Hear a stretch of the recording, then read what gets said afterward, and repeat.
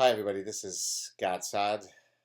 Many of you who are football fans and some who are not are now aware that the Tampa Bay Buccaneers won the Super Bowl yesterday. And of course, they were led by Tom Brady, who won his seventh Super Bowl. I'm not a Tom Brady fan, but I have to admit that it is a feat that may never be replicated.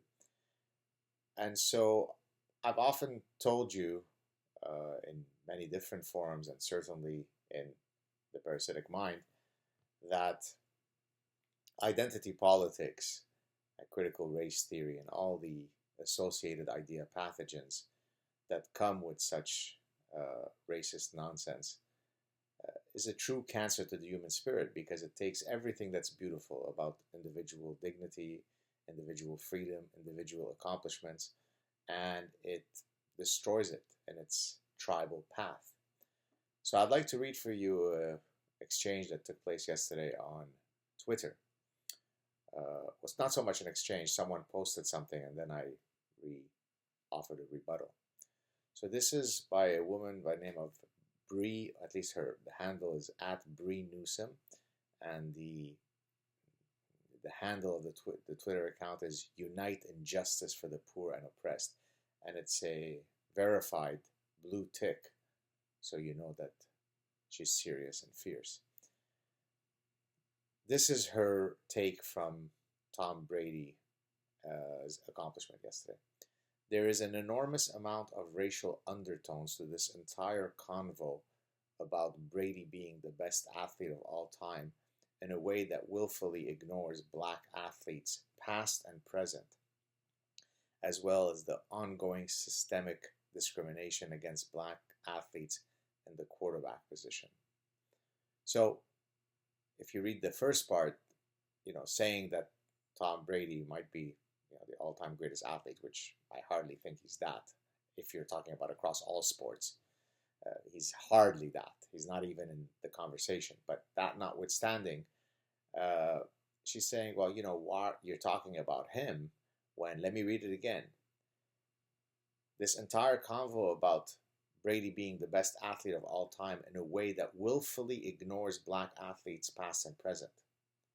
And so, being myself a true progressive, I wrote back to her, I said, absolutely.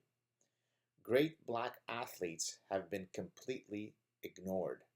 It's only because of my attending an immersive BLM seminar that I heard of Michael Jordan, LeBron James, Emmitt Smith.